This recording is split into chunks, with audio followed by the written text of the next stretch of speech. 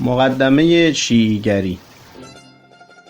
چنانکه بسیاری از خوانندگان می‌دانند 4 ماه پیش کتابی درباره کیش شیعی به چاپ رساندیم و آن کتاب بدانسان که پیش بینی کرده بودیم مایه های و هویی گردید.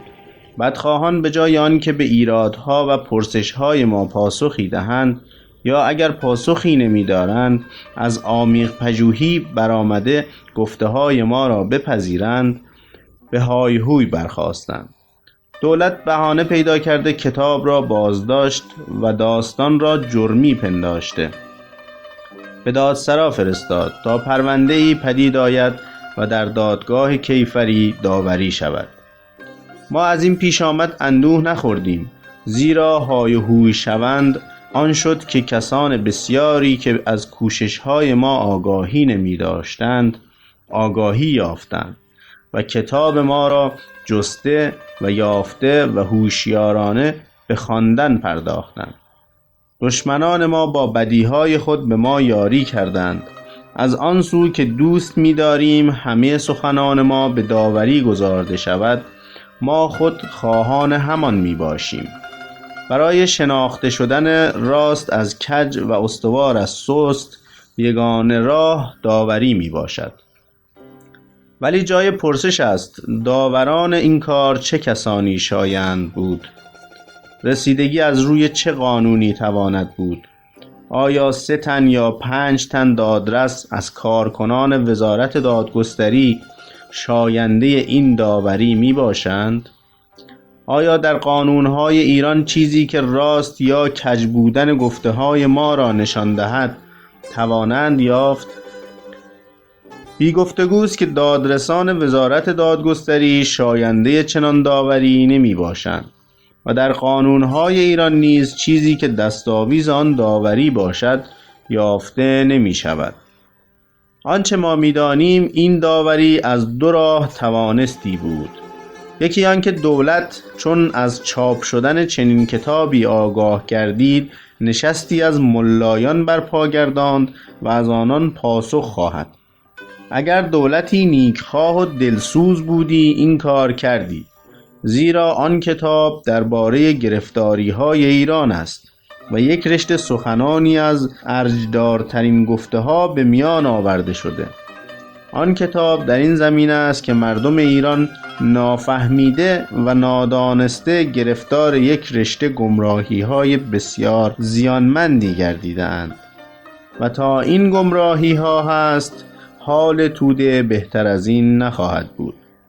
در چنین زمینه بسیار بزرگ و ارجداری سخن رانده شده و دلیل‌های بسیار روشن یاد گردیده. به چنین سخنانی دولت بایستی بیش از دیگران دلبستگی نماید و ارج گذارد و از یاوری و پشتیبانی به ما باز نایستد. برای آنکه هوده بسیار نیک و بزرگی به دست آید گام پیش گذارده از ملایان پاسخ خواهد و آنگاه انجمنی از دانشمندان و نیکخواهان برپا گردانیده از آنان داوری خواهد و بدین سان به یک کار تاریخی بزرگی برخاسته نام خود را در تاریخ جاودان گرداند. ولی افسوس که چنان دولتی نمی بود و چنین کاری کرده نشد. دیگری آن که خردمندان و نیکخواهان جهان از ایرانیان و دیگران که در این کشور کم نمی باشند گفته‌های ما را بخوانند و خود در میانه داور باشند. بخوانند و نخست بدانند آن های و هوی‌ها در برابر چه بوده، ما چه گفته بودیم که در پاسخش دچار وحشیگری‌ها گردیدیم، چه می‌خواستیم که گرفتار دادسرا شدیم. دوم بدانند به چه شوند این توده بدینسان بدبخت و تیره روز گردیده، به چه شوند این کشور چنین ویرانه افتاده، به چه شوند دسته های بزرگی از مردم با کشور و پیشرفت آن دشمنی می نمایند و همیشه بدبختی آن را می خواهند. سوم بدانند ما در چه راه می کوشیم و بهر چه این همه رنج و گزند می کشیم. بهر چه این همه بدزبانی و بیفرهنگی از بدخواهان می‌بینیم؟ اینها را بدانند و آنچه شاینده خردمندی و پاکدلی ایشان است داوری کنند و آنچه باینده مردانگی و غیرت ایشان است یاوری دریغ ندارند. داوری در این زمینه یا آنگونه بایستی یا اینگونه، و چون آن یکی نبود ما ناچار شدیم این یکی را درخواست کنیم و بهتر دانستیم گفته‌های خود را در این باره با زبان روشن‌تر و بهتری به رشته نوشتن کشیم و نسخه های کمی از آن به چاپ رسانده به کسانی که در خردمندی و نیکوخواهی آنان امید توان بست برای خواندن فرستیم. این است داستان نوشتن این کتاب و چاپ آن. نکته ای را که می باید در اینجا یادآوری کنیم آن است که این کتاب چون درباره یک رشته جستارهای ارجداری است و آنگاه که خواننده داوری طلبیده شد این است هر کسی باید آن را با اندیشه خواند و هر سخنی را با دلیل‌هایی که برایش آورده شده نیک سنجد و خرد را به داوری وادارد و پس از این باشد که از آن گذشته به سخن دیگری پس از آن پردازد. چون بارها دیده شده کسانی که کتاب‌های ما را می‌خوانند چون با سخنانی ناشنیده روبرو می‌گردند در بار یکم دل‌آزرده می‌شوند و به آسانی آنها را نمی‌توانند پذیرفت و از آنجا که هر گفته‌ای دلیل استواری همراه می‌دارد ناپذیرفتن نیز نمی‌تواند و این است دو دل می‌مانند. این کسان باید به یک بار خواندن بس نکرده کتاب را دوبار و سه بار بخوانند که بیگمان آنچه را که در بار یکم پذیرفتن نتوانستند در بار دوم و سوم خواهند توانست. به هر حال ما هیچ سخنی را بی دلیل نگفته ایم و این نمی خواهیم که کسی نافهمیده و باور نکرده سخنی را از ما بپذیرد. ما چنان که خواهش کرده ایم دوست داریم هر خواننده‌ای راستی را داور باشد، هیچ سخنی را از ما بی دلیل نپذیرد و از هیچ سخنی که با دلیل است چشم نپوشد. چنان داند که یک دادگاه بزرگی است که او داورش می باشد و رفتاری کند که شاینده چنان جایگاه باشد. اگر کسانی از آنان پس از خواندن بتوانند به داوری خود رویه کار دهند بدین سان که فهمیده خود را بنویسند و یا گفتاری پرداخته به روزنامه ها فرستند و یا کتابی در همین زمینه به چاپ رسانند، این کاری است که بسیار سودمند خواهد افتاد و هوده های بسیار نیکی را در بر خواهد داشت.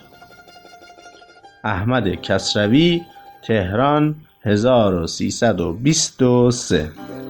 گفتار یکم: شیعیگری چگونه پیدا شده؟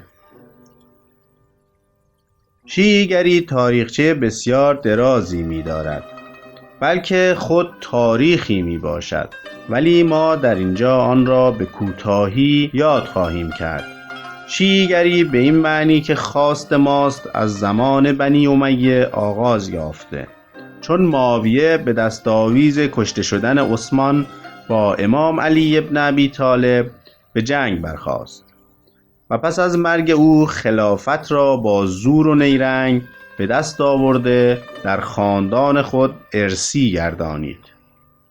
این رفتار او به بسیاری از مسلمانان گران افتاد و کسان بسیاری آرزوی خلافت کرده چنین خواستند که آن را از دست بنی امیه بیرون آورند، لکن تا معاویه زنده بود کسی نیارست بجنبد.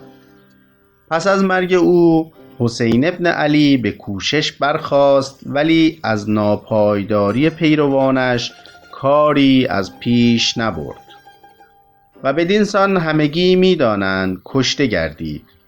پس چون یزید پسر معاویه مرد و پسر او معاویه نام پس از 40 روز خلافت از آن کناره جست و برخی آشفتگی ها به میان افتاد. عبدالله ابن زبیر در مکه و محمد ابن حنفیه در مدینه به دعوی خلافت پرداختند و مختار در کوفه برخاست که او نیز در نهان به خلافت می‌کوشید. ولی اینها نیز کاری نتوانستند و یکایک از میان رفتند. پس دو خاندان بزرگی با بنی امیه به نبرد برخاستند. یکی عباسیان پسران عباس عموی بنیانگذار اسلام و دیگری علویان پسران علی.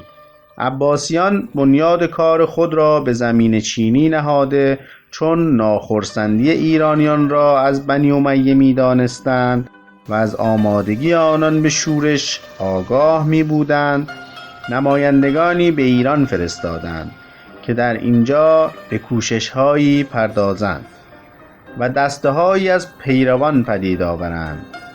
لکن علویان به سادگی برمیخواستند و جنگ می‌کردند و کشته می‌شدند، چنان که زید ابن علی، یحیی پسر او، محمد نفس زکیه، برادرش ابراهیم، حسین صاحب فخر و دیگران کشته شدند. از این رو بنی عباس کار را پیش بردند و با دست ابو مسلم بنیاد بنی امیه را برانداخته خود به جای ایشان خلیفه گردیدند. کوتاه سخن آن که از نیمه دوم سده نخست تاریخ هجری کشاکش‌های بسیار سختی بر سر خلافت پیدا شد. نبرد و جنگ بسیار می‌رفت.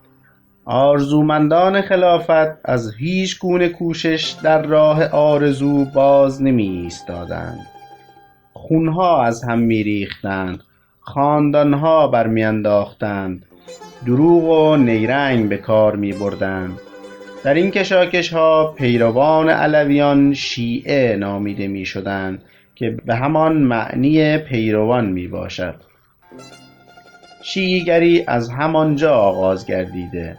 این شیعیگری نخست یک کوشش سیاسی بیالایشی و شیعیان بیشترشان مردان ستوده و نیکی می بودند و پاکدلانه و غیرتمندانه در آن راه می کوشیدند.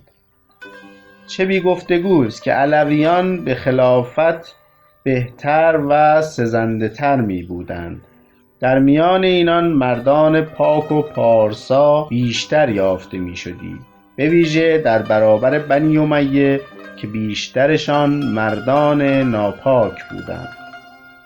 چیزی که هست شیعیگری در این سادگی خود نایستاد و هر زمان رنگ دیگری به آن زده شد.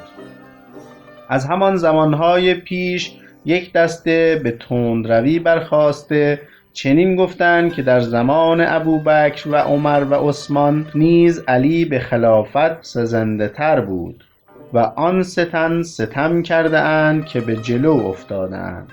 این را گفته از ابوبکر و عمر و عثمان ناخشنودی نمودند. این نخست آلودگی بود که شیعیگری پیدا کرد. چه راستی آنکه پس از مرگ بنیانگذار اسلام یاران او که سران مسلمان شمرده می شدند نخست به ابوبکر و سپس به عمر و سپس به عثمان خلافت داده بودند و علی ناخشنودی از خود نشان نداده بود و نبایستی دهد. در آن زمان که اسلام در شاهراه خود می بود و هوس خلافت افتادند و دو تیرگی به میان مسلمانان انداختند، بیرون رفتن از اسلام شمرده می شدی و پیداست که چنین کاری از امام علی ابن ابی طالب نسزیدی. همان امام در زمان خلافت خود به معاویه می نویسد: آن گروهی که به ابوبکر و عمر و عثمان دست داده بودند به من دست دادند و کسی را نرسیدی که نپذیرد و گردن نگذارد. برگزیدن خلیفه مهاجران و انصار راست. اینان هر کس را برگزیده امام نامیدند. خوشنودی خدا نیز در آن خواهد بود. این را نوشته می‌خواهد معاویه را بنکوهد که در برابر خلیفه ایستاده و گناه او، یا بهتر بگوییم بیرون شدنش را از اسلام، به رخش کشد. کسی که این نامه را نوشته چگونه توانستی در زمان ابوبکر و دیگران ناخشنودی نماید و ایستادگی نشان دهد؟ از آن سو تاریخ نیک نشان می‌دهد که علی با آن سه تن با مهر و خشنودی زیست، چنان که دختر 12 ساله خود ام کلثوم را به زنی به عمر و در کشتن عثمان نیز در آشکار ناخشنودی نمود و پسر خود حسن را برای نگهداری عثمان به درون خانه او فرستاد. ولی تندروان شیعه پس از 50-60 سال به هوس و نادانی دشمنی به میانه او با ابوبکر و عمر و عثمان می پرداختند و از بدگویی به آن سه تن باز نمی ایستادند که چنان که گفتیم نخست آلودگی بود که شیعیگری پیدا می کرد. می باید گفت این تندروان نه همگی شیعیان بلکه یک دسته از آنان بودند و از همان زمانها در نتیجه یک داستانی که خود نمونه ای از بدی و ناپاکی اینشان می باشد نام رافضی پیدا کردند. چگونگی آن که در آخرهای امویان زید بن علی بن حسین نوی امام سوم شیعیان از مدینه به کوفه آمد و چون میخواست بازگردد شیعیان نگذاردند و 15,000 تن با او دست دادند، یعنی بیعت کردند که بشورد و خلافت را به دست آورد. زید فریب ایشان را خورده به کار برخاست، ولی چون هنگامش رسید و بایستی آماده جنگ گردد دسته انبوهی از شیعه که همان تندروان می بودند به نزدش آمده چنین پرسیدند: شما درباره ابوبکر و عمر چه میگویید؟ زید از آنان خشنودی نمود و ستایش سرود. شیعیان همین را دستاویز گرفته زید را رها کرده پراکنده شدند. زید گفت مرا در سخت ترین هنگام نیاز رها کردید.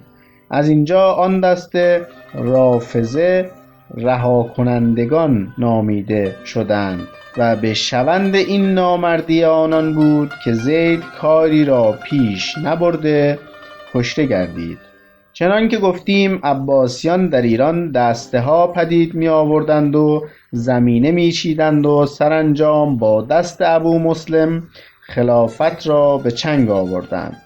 پیداست که آنان نیز با علویان دشمنی می نمودند. بنی امیه از میان رفته این زمان کشاکش میان علویان و عباسیان افتاد و در زمان اینان بود که محمد نفس زکیه و برادرش ابراهیم و یحیی بن زید و حسین صاحب فخر و کسان دیگری کشته شدند.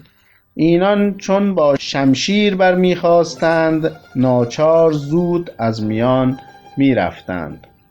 در آن زمان یکی از کسانی که دعوی خلافت می داشت جعفر ابن محمد ابن علی ابن الحسین بود، برادرزاده زید و امام ششم شیعیان.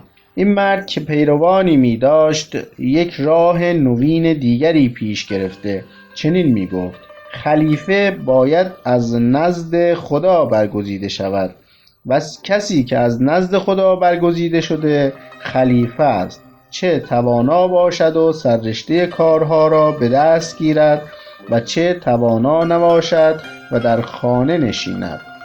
آنان که از مردم می‌خواهند رستگار گردند باید به این برگزیده خدا گردن گذارند و فرمان او برند و خمس و مال امام بپردازند. بدین سان در گوشه نشسته بی دردسر دعوی خلافت می کرد و پیروانش گردن به دعوی گذارده گفته های او را می پذیرفتند، ولی همانا از ترس بردن نام خلیفه نیارسته خواسته خود را در زیر نام امام پوشیده می داشت. تا این زمان خلیفه و امام به یک معنی می بودی و همان خلیفه را امام نیز نامیدندی، ولی در این زمان و در زبان این دسته اندک جدایی در میان آنها پدید آمد. اینان امام را به معنی برگزیده شده از سوی خدا می گرفتند. این داستان بسیار شگفتی بود، زیرا دیگر نیازی به آنکه در راه خلافت به جنگ و کوشش برخاسته شود باز نمی ماند و یک کسی می توانست در خانه نشیند و دعوی خلافت کند و گروهی را بیش یا کم به سر خود گرد آورد. از آن سوی خلافت یا امامت نیز ارج خود را از دست داده یک چیز بسیار کوچکی می گردید. این دوم رنگی بود که شیعیگری پیدا می کرد و یک جنبش سیاسی رویه کیش می گرفت. از آن سوی معنی خلافت نیز دگر شده، چنان که گفتیم خلیفه یا به گفته خودشان امام یک پیشوای دینی بود، نه یک سررشته‌دار سیاسی.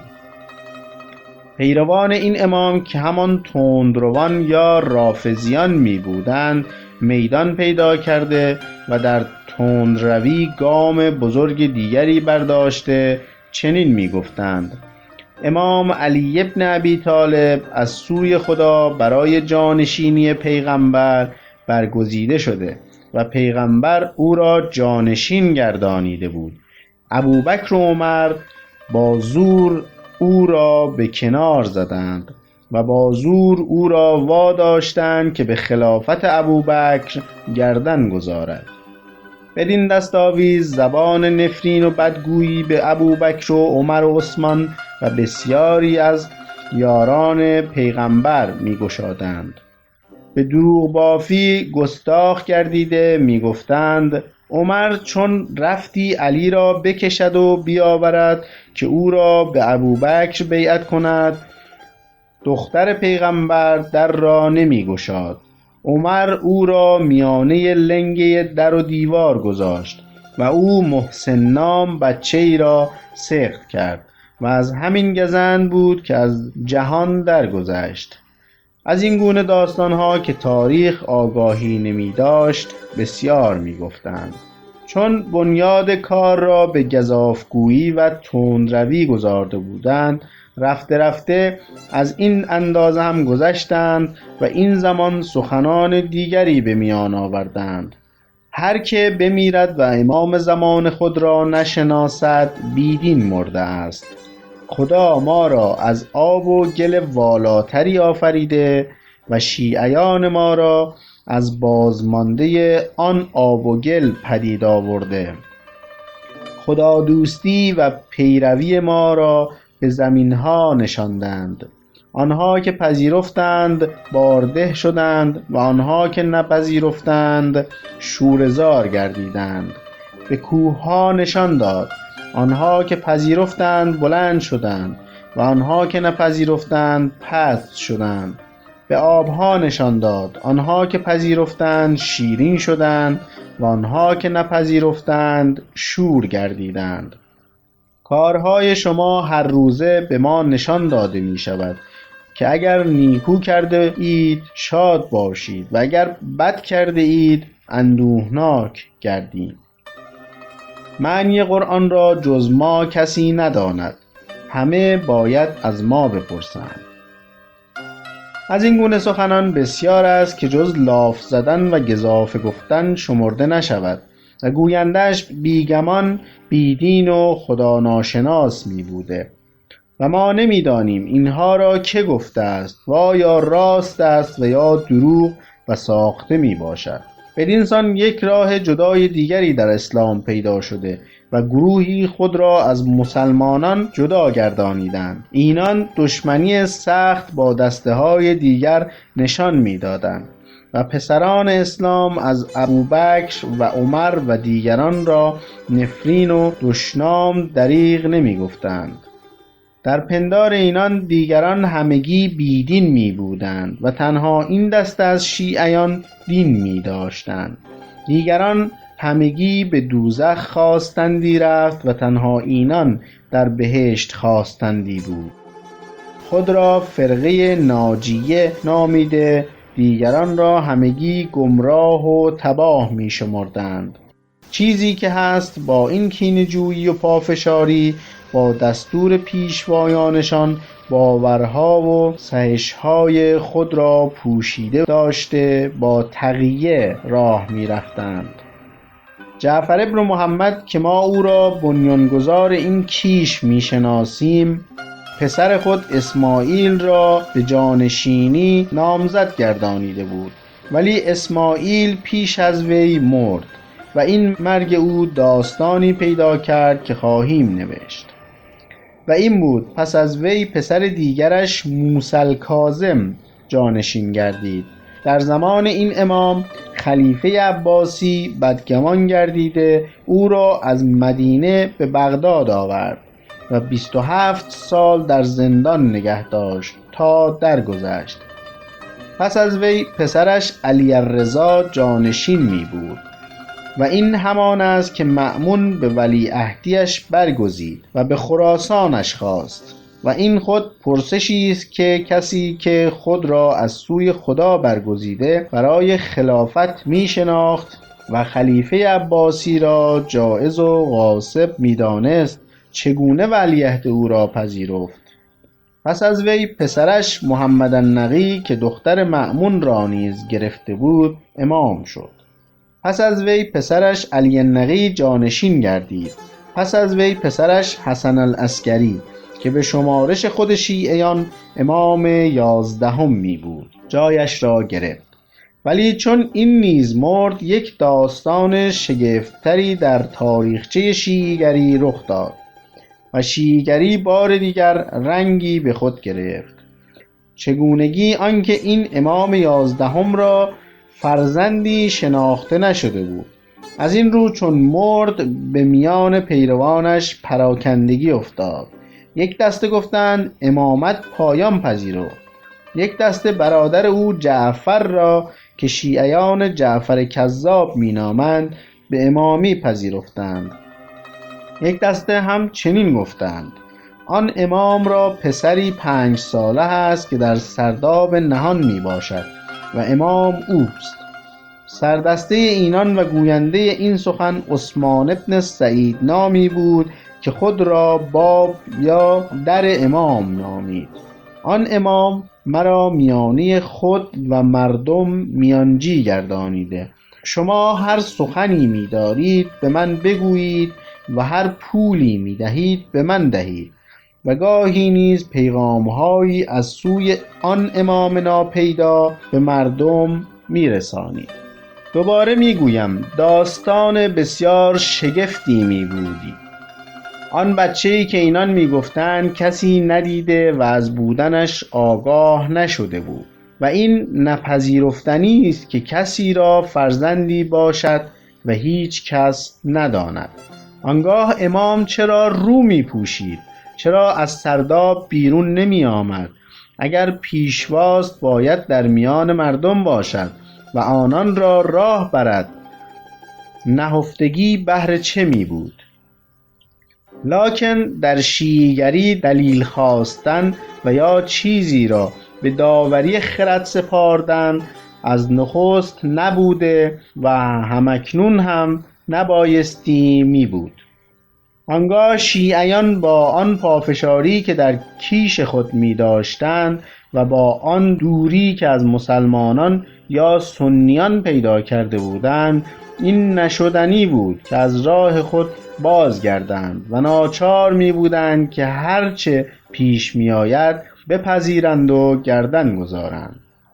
با این حال چون کار عثمان ابن سعید و جایگاه والایی که برای خود باز کرده و به شیعیان فرمان می‌راند به کسانی بسیار به ویژه به آنان که هوشیار می بودند و پی به راز کار می بردند گران می افتاد. از این رو کشاکش‌های بسیاری برخاست و ما نام‌های 10 تن بیشتر در کتاب‌ها می‌یابیم که آنان نیز به دعوی میانجیگری از امام ناپیدا برخاسته و همچون عثمان ابن سعید خود را در نامیده‌اند و عثمان یا جانشینانش آنان را دروغگو خوانده از امام توقیع درباره بیزاری از ایشان بیرون آورده اند. پس از عثمان پسرش محمد دعوی دری داشت. او نیز توقیعها از ناحیه مقدسه امام ناپیدا بیرون می آورد و پولها از مردم گرفته به گفته خودش در توی خیک روغن به خانه امام می فرستاد. پس از او نوبت به حسین ابن روحنا می رسید. پس از او محمد ابن علی سیمری که همانا از ایرانیان می بوده درگردید. 70 سال کمابیش این داستان در میان می بود، لکن چون سیمری را مرگ فرا رسید کسی را جانشین نگردانیده توقیع از امام بیرون آورد که دیگر دری نخواهد بود و امام یک بار ناپیدا خواهد بود. دانسته نیست این کار او چه رازی می داشت. از آن زمان شیعیان به یک بار بی امام گردیدند و بی سر ماندند، لکن چون حدیثهایی از امامان در میان می بود بدین سان در رخدادها به آنان که گفته های ما را یاد گرفته اند بازگردید. آنان حجت من به شمایند و من حجت خدا به آنان می باشم. ملایان و فقها به همین دستاویز خود را جانشین امام خواندند و به شیعیان پیشوایی آغاز کردند. به گفته خودشان آن 4 تن جانشینان ویژه نواب خاصه می بودند و اینان جانشینان همگی نواب عامه می باشند. اینکه امروز ملایان آن جایگاه را برای خودشان باز کرده اند و مردم را زیر دست خود می شمارند و از آنان خمس و مال امام می گیرند، بلکه سررشته‌داری یا حکومت را از آن خود شناخته دولت را غاصب و جائز می شمارند، این دستگاه به این بزرگی ریشه و بنیادش جز آن 2 حدیث نمی باشد. از آن سوی در زمان عثمان ابن سعید و جانشینانش از داستان مهدیگری نیز سود جسته امام ناپیدای خود را مهدی نیز شناختند و بدیسان رنگ دیگری به شیعیگری افزوده شده است. و چون مهدیگری خود تاریخچه‌ای می دارد می بایست نخست آن را باز نمود سپس به سر سخن خود آییم. اینکه در آینده کسی پیدا خواهد شد و با یک رشته کارهای بیرون از آیین خارق‌العاده جهان را به نیکی خواهد آورد پنداری است که در بسیاری از کیشها پیدا شده. جهودان چشم به راه مسیح می دارند، زرتشتیان شاه بهرام را می بیوسند، مسیحیان به فرود آمدن عیسی از آسمان امید بندند، مسلمانان چشم به راه مهدی می دارند. چنانکه دارمستر شرقشناس جهود نژاد فرانسه در این باره گفته این پندار که باستان زمان در میان ایرانیان و جهودان می بوده، ایرانیان که به اهریمن باور داشته کارهای بد جهان را از او می دانستند، چنین می پنداشتند که روزی خواهد آمد و کسی از نژاد زرتشت به نام ساوشیانت پیدا خواهد شد و او اهریمن را کشته جهان را از همه بدیها خواهد پیراست. اما جهودان چون آزادی کشور خود را از دست هشته و بندگی آشور و کلده افتاده بودند، یکی از پیغمبرانشان چنین نوید داده که در آینده پادشاهی مسیحی از میان جهان خواهد برخاست و جهودان را دوباره به آزادی خواهد رسانید، که جهودان از این هنگام مسیح را بیوسیده اند و اکنون هم می بیوسند.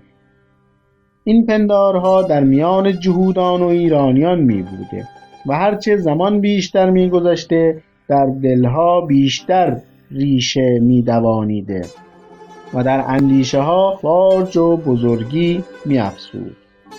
سپس در آغاز اسلام بدانسان که دارمستر از روی دلیل نوشته و ما نیز در جای دیگری به گشادی سخن راندیم، با دست ایرانیان به میان مسلمانان راه یافته و در اندک زمانی رواج بسیار پیدا کرده که کسانی که به آرزوی خلافت افتاده و می‌کوشیدند بیشترشان از آن سودجویی کرده، هر یکی خود را مهدی نامیدند و نویدها درباره نیکی جهان می‌دادند و برای پیشرفت کار خود از دروغ سازی نیز نپرهیزیده هر یکی حدیثی یا حدیث‌هایی از زبان پیغمبر یا امام علی ابن ابی طالب می ساختند. محمد ابن حنفیه که گفتیم در مدینه با دعوی خلافت برخاست، نخست کسی بود که پیروانش او را مهدی نامیدند و چون مرد گفتند نمرده است و در کوه رضوی زنده می باشد و روزی بیرون خواهد آمد. زید ابن علی که در کوفه برخاست، پیروان او را نیز مهدی نامیدند و نویدها از نیکی حال اسلام با دست او به مردمان دادند. علویان که در مدینه گرد آمده به محمد نفس زکیه بیعت کردند، ایشان نیز او را مهدی شناختند و با این نام در همه جا شناخته گردیدند.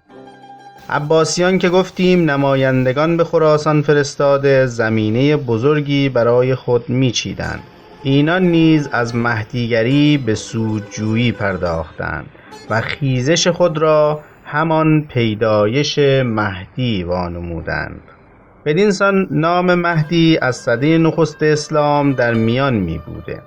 چنین پیداست که این شیعیان جعفری نیز از آن سود می جستند، چون گروه ناتوانی می بودند که در زیر پرده تقیه می زیستند، همانا به خود نوید داده می گفتند مهدی از ما خواهد بود، کینه ما را از دشمنان خواهد جست، ما را به چیرگی و توانایی خواهد رسانید.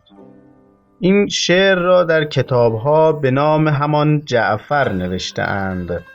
هر مردمی را دولتی هست که می بیوسند، دولت ما نیز در زمانهای آخر پدیدار خواهد گردید.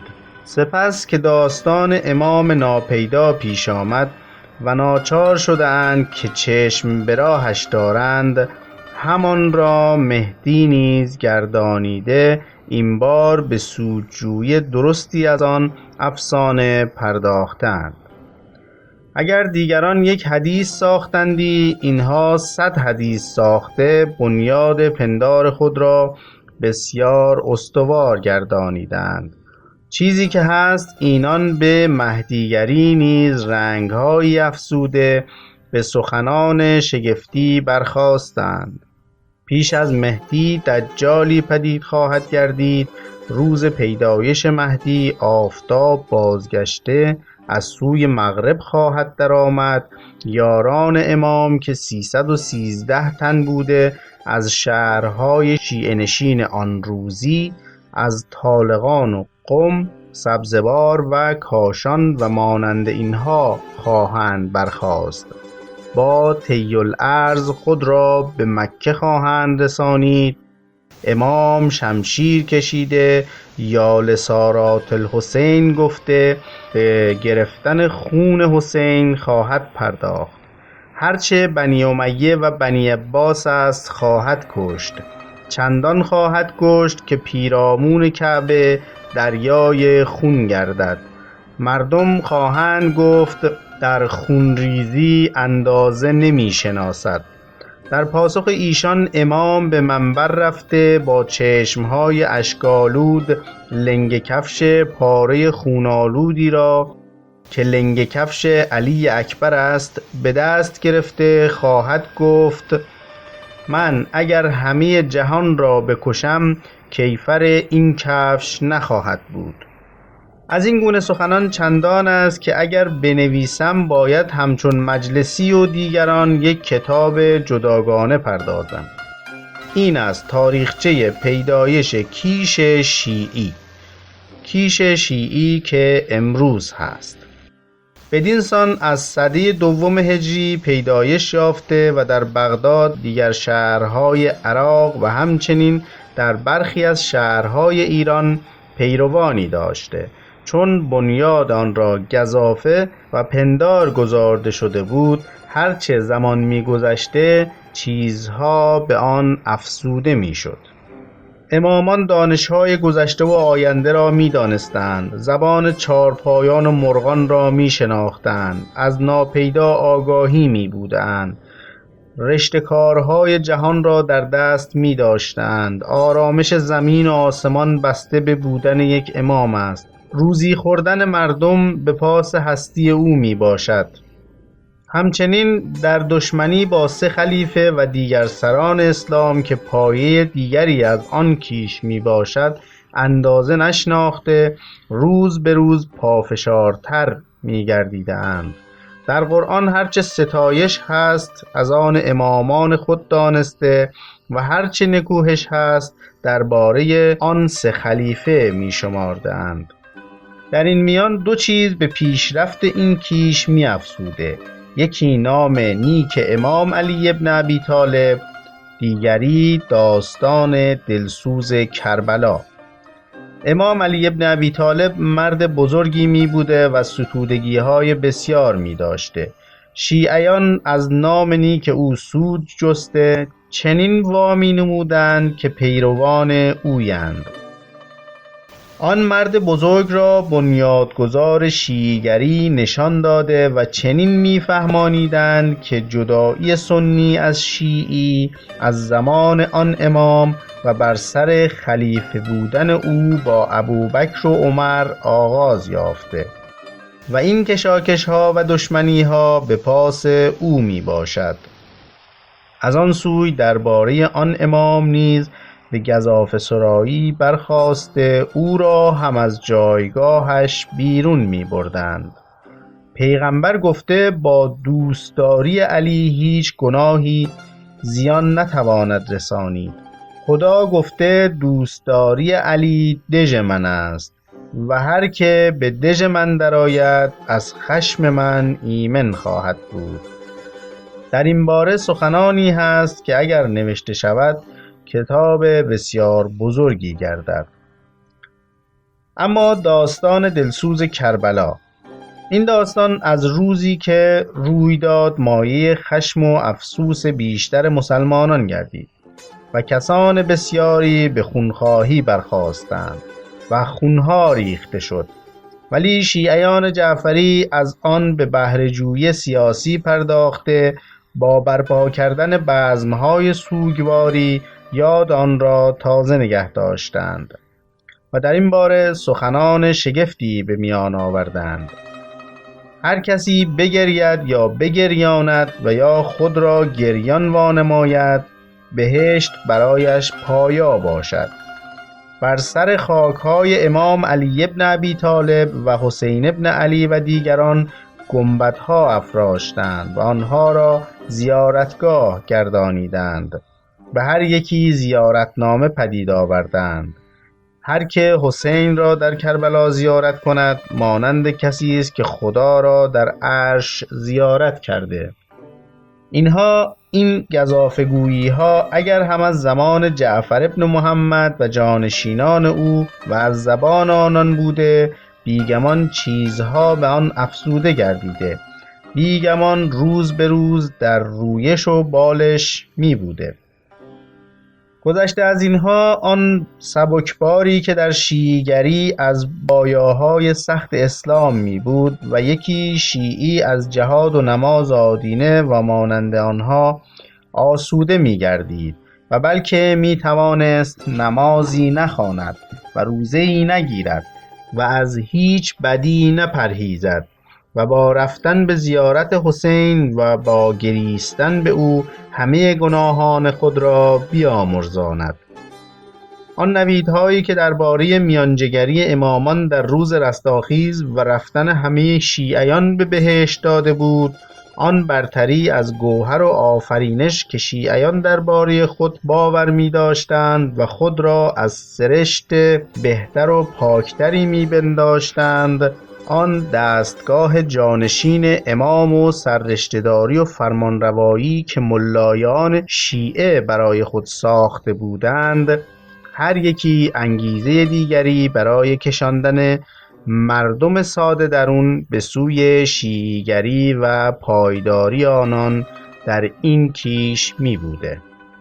یک چیز دیگری که می باید در اینجا یاد کنیم آن است که باطنیگری که پدید آمده از همین شیعیگری بوده و باطنیان در دشمنی با مسلمانان و در به هم زدن یگانگی و همدستی آنان چند گام بالاتر از شیعیان گذارده بودند. در زمانهای دیرتر شیعیگری چیزهای بسیاری از باطنیگری گرفته است. از این گذشته کوشش‌هایی که باطنیان در راه به دست آوردن خلافت کردند و نیروهایی که اندوختند و فرمانروایی‌هایی که در مصر و یمن و ایران و دیگر جاها بنیاد گذاردند در رواج شیعیگری و در گستاخی و بیباکی شیعیان کارگر بوده است. ولی ما چون در این کتاب از باطنیگری سخن نراندیم، این است از آمیختگی شیعیگری با آن نیز سخن نمیرانیم. این را باید در کتاب جداگانه‌ای نوشت. اما رواج شیعیگری در ایران این خود تاریخ درازی داشته که ما ناچاریم در اینجا فهرست آن را یاد کنیم. باید دانست که از روزی که عرب به ایران دست یافت، انبوهی از ایرانیان چیرگی آنان را برنتافته برای رهایی به کوشش‌هایی برمی‌خواستند. به ویژه در زمان بنی امیه که چون فشار ایشان بیشتر می بود، دشمنی ایرانیان با اعراب بیشتر شده بود و علویان که با بنی امیه نبردیدند و می کوشیدند. ایرانیان لا حب علی بل بغض معاویه هوادار علویان می بودند. از این رو شیعیگری در ایران زمینه آماده می داشت و کسانی از علویان که گریخته به اینجا در آمدند در مازندران و گیلان فرمانروانی ها بنیاد گذاردند. سپس آل بویه که پادشاهی بنیاد نهاد تا بغداد پیش رفتند. اینان چه از روی باور و چه از راه سیاست هواداری از شیعیگری نمودند و در عراق و ایران به رواج این کیش بسیار افزودند. در زمان سلجوقیان چون پادشاهان آن خاندان سنی بودند، از رواج شیعیگری کاست. سپس در زمان مغول چون خاندان چنگیز به این دین پابسته نمی بودند، بار دیگر شیعیگری در ایران به رواج افزود و یکی از پادشاهان بزرگ ایشان سلطان محمد خدابنده خود شیعی گردید و سکه به نام 12 امام زد. پس از برافتادن مغولان، سربداران که در خراسان برخاستند و مرعشیان که در مازندران پیدا شدند و قرقیونلوها که به بخش بزرگی از ایران فرمان راندند، کیش شیعی می داشتند و پیشرفت آن را در ایران بیشتر گردانیدند. سید محمد مشعشع در خوزستان که دعوی مهدیگری می داشت، شیعیگری را با باطنیگری در هم آمیخته بدآموزی‌های نوعی را به میان مردم انداخت. پس از همگی نوبت به شاه اسماعیل رسید که چون برخاست به سنی کشی پرداخته با زور و شمشیر شیعیگری را به همه جای ایران رسانیده، نفرین و دشنام به ابوبکر و عمر و دیگر یاران پیغمبر را پیشه ایرانیان گردانید.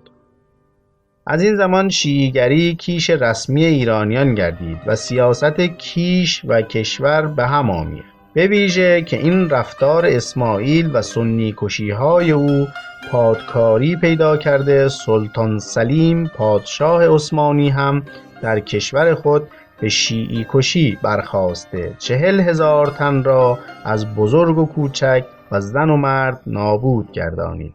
سپس از علمای سنی فتوا گرفته به جنگ شاه اسماعیل شتافت و در چالدران او را شکسته گریزانید. از اینجا دشمنی سختی میان ایران و عثمانی پدید آمد و پادشاهان عثمانی هر زمان که فرصت یافتند به ایران تاختند. سپس در زمان شاه طهماسب پسر اسماعیل و سلطان سلیمان پسر سلیم نیز جنگ‌ها و خونریزی‌ها رفت. اسماعیل دوم پسر طهماسب خواست شیعیگری را از ایران براندازد و یا جلوگیری از نفرین و دشنام کند. زمانش فرصت نداده از میان رفت. پس از وی در زمان سلطان محمد و شاه عباس و شاه صفی بار دیگر جنگ‌های بسیاری در میان رفت و این بار عثمانیان از علماشان فتوا گرفته و کشتار و تاراج هم می کردند و زنان و دختران را برده گرفته و با خود برده در بازارهای استانبول و صوفیا و بلگراد می فروختند. در پایان در زمان صفویان چون افغانان به شوند دو تیرگی سنی و شیعه به نافرمانی برخاسته، سپس از جنگ‌هایی به اصفهان دست یافتند و شیرازه کارهای ایران از هم گسیخت. عثمانیان باز هم فرصت یافتند و به آذربایجان و کردستان و همدان لشکر آورده چیره شدند و در میانه خونهای بسیار ریخته گردید. سپس چون نادر برخاست، این شاه غیرتمند از یک سو به سر عثمانیان تاخته ایشان را از سراسر خاک ایران بیرون راند و بارها لشکرهای انبوه آنان را از هم پراکند و از یک سو به کندن ریشه کینه و دشمنی کوشیده، چنین خواست که شیعیگری را از نفرین و دشنام پیراسته و از باورهای گزافه‌آمیز پاک گردانیده آنان را یک راهی از راههای فقهی وانماید و شیعیان، یا بهتر بگویم جعفریان، را با مالکیان و حنفیان و حنبلیان و شافعیان در یک رده نشاند و میانه آنان مهر و دوستی پدید آورد و در این را به کوشش‌های بسیاری برخاسته بارها علمای سنی و شیعی را پهلوی هم نشانده به گفتگو واداشت و بارها به عثمانیان فرستادگان فرستاد. با این شرط پیشنهاد آشتی کرد و در مغان چون پادشاهی را میپذیرفت از ایرانیان در این باره پیمان گرفت. ولی این کوشش ها بیهوده در آمد و آن پادشاه غیرتمند کشته گردید، از میان رفت. شیعیگری به حال خود مانده تا به اینجا رسید که امروز است. داستان آن را با مشروطه نیز همگی میدانیم. این است فهرستی از تاریخچه رواج شیعیگری در کشور ایران.